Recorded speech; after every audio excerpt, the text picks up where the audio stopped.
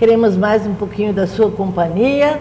A nossa amiga Edi aqui, a Edeltraut, para os amigos, a Edi, ela vai contar mais um pouco. Edi, eu gostaria de saber, você encontrou aquela pessoa que viu você de interior, não só teu exterior. Conta um pouquinho como foi isso. Se foi a primeira pessoa que você namorou, você esposou. Não. Conta para nós. Não foi a primeira, não. Muita gente saiu correndo, viu, Elizabeth? Os covardes, né? E eu tinha, quando eu arranjava um namoradinho, você sabe que no nosso tempo, pegar na mão levava 2, 3 meses, né, Elizabeth? Não era tão fácil assim. Então, era o meu período de carência. Digo, se o namoro chegar aos 3 meses, eu vou ter que contar que eu tenho cicatrizes na barriga, que eu tenho isso, que eu tenho aquilo. E vamos ver o que dá. E aí eu fazia, namorava 3, 4 meses, chegava e dizia, olha, fulano, eu tenho uma coisa triste para te contar, mas não sei o quê, você tem que ter a liberdade. Eu contava, ele ficava penalizado, coisa que eu detesto, nós não precisamos de pena, ninguém precisa de pena na vida. Não, tudo bem. Era o caminho que ele pegava, Elizabeth. Se mandava, não aparecia mais. Eu tive umas 3... Perna para quem te quer. Perna para quem te quer. Eu tive assim, umas 3 experiências nesse sentido. Quando conheci meu marido, ele foi morar no mesmo lugar que eu morava, era uma pensão. Eu saí do hospital, fui morar numa pensão. Porque eu tive que permanecer em São Paulo, porque eu tinha que fazer radioterapia. Não era químio, era radioterapia. Então eu saí do hospital com o pescoço todo negro. E fui morar numa pensão e lá eu conheci o meu marido. Começamos a namorar e aí, passado o período de carência, eu disse assim para ele, olha, eu trouxe isso aqui, eu faço um diário desde que eu tinha 12 anos. 1949 foi o último ano que eu ia ficar no Rio de Janeiro, então eu comecei a escrever o meu diário. E eu tenho até hoje. O meu diário já rendeu 2 livros. Olha. 2 best-sellers, inclusive. E aí eu cheguei para ele depois de 3 meses, com o diário na mão, e disse, olha, Newton,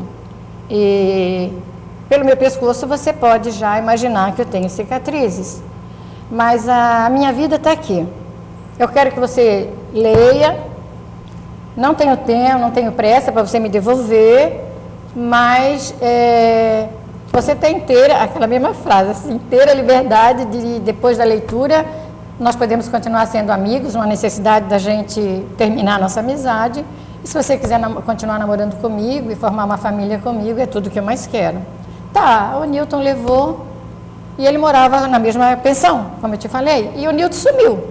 Um mês o Newton não apareceu, a família dele é de Sorocaba, ele viajava para Sorocaba todos os dias. Eu pensei, eu tô ferrada, além de perder o namorado, perdi meu diário também, né? Aí depois de 1 mês e meio, 2 meses, ele apareceu na pensão e com o diário na mão, né, para me entregar. Eu disse, bom, pelo menos o diário eu já recuperei, né, vamos ver o que vai dar. Mas estava pronta para tudo, sabe? Aí ele meteu a mão no bolso do paletó, ele usava sempre um terno branco, ele era elegante, ele era lindo, Elizabeth, era o pão, Meteu a mão no bolso, tirou uma caixinha e disse assim, isso aqui é para você. Eu pensei, é um anelzinho? Abri, era a nossa aliança de noivado. Olha aí. Olha que história de amor. É verdade, foi uma verdadeira história de amor a nossa, sabe? Aí ele queria conhecer minha família no Rio, ele era uma pessoa muito simples, ele era maquinista da Estrada de Ferro Sorocabana, ele era um garoto bem simples, mas muito inteligente, uma das pessoas mais inteligentes que eu conheci. Ele lia muito, sabe? E aí ele botou na cabeça que queria conhecer a minha família no Rio de Janeiro, que se a minha família fosse muito sofisticada, a gente ia fazer um estudo, né? A tua tia, no caso? Sim, seria no caso a minha tia. E nessas alturas eu já tinha uma irmã morando lá no Rio também. Sim.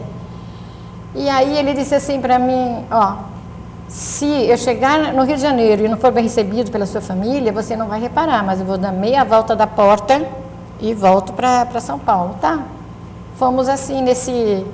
E foi engraçado como começou o nosso namoro.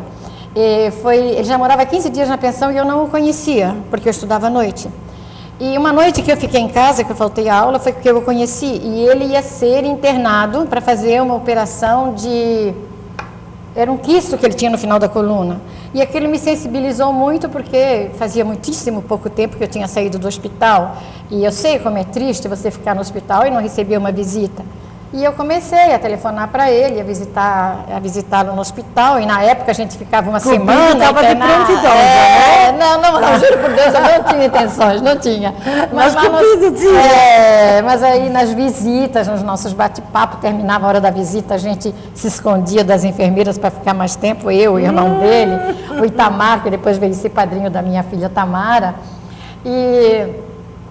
E aí começamos a namorar ali. No último dia eu disse para ele, que pena que você vai receber alta, né? Ele disse assim, por quê? Eu disse, porque vai acabar nosso bate-papo e tal, mas aí eu já estava mesmo, aí daça por ele. Ele era comunista, eu levava todo dia o jornal, até esqueci o nome do jornal, era um jornal comunista que saía em São Paulo na época. E aí ele disse, não há necessidade da gente parar de conversar e tal. E começou ali o nosso namoro. Ele adorou a minha família, noivamos um ano depois nós casamos. E como eu já casei com 27 anos, eu tive um filho atrás do outro. A minha primeira filha foi a Tatiana, depois a Tamara, que está aqui comigo. Em seguida o Niltinho, um ano de diferença, 1 ano e 3 meses de cada um. Dei um espaço de 10 anos. Tive um outro, porque eu e meu marido não queríamos ficar sozinhos, principalmente eu não queria mais ficar sozinha.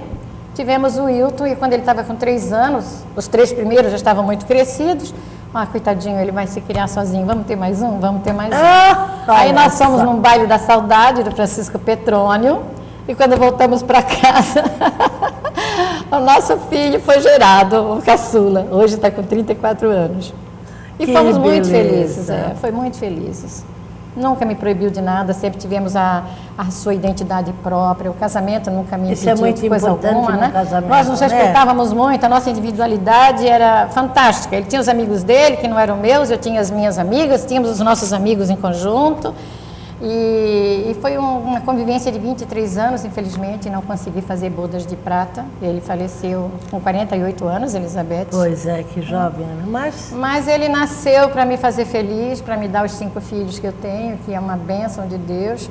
E por tudo isso que eu digo que não foi um castigo que Deus me deu quando eu me queimei aos 5 anos, foi um presente. Foi uma Porque provação. foi em função, foi em função de tudo isso, Elizabeth, foi em função de tudo isso que eu tenho essa família linda. Hoje eu tenho 6 netos. Oh, que beleza, Meu neto mais velho já está no 2º ano de Direito, o segundo já está fazendo comunicação. E sou uma pessoa assim muito feliz, muito feliz. Tenho uma aposentadoria que me deixa viajar, fazer o que eu quero fazer. Eu estou realizando coisas hoje, Elizabeth, que eu nunca pensei na vida em fazer, nunca tinha planejado. As coisas estão acontecendo. Ver isso, né? Mas que bonito ver isso. Então, isso foi um pouco da vida da nossa amiga Ede. Isso é um exemplo de vida. Mas daqui a pouco nós vamos abordar um outro assunto, vamos falar com a escritora e poetisa Ede, daqui a pouco.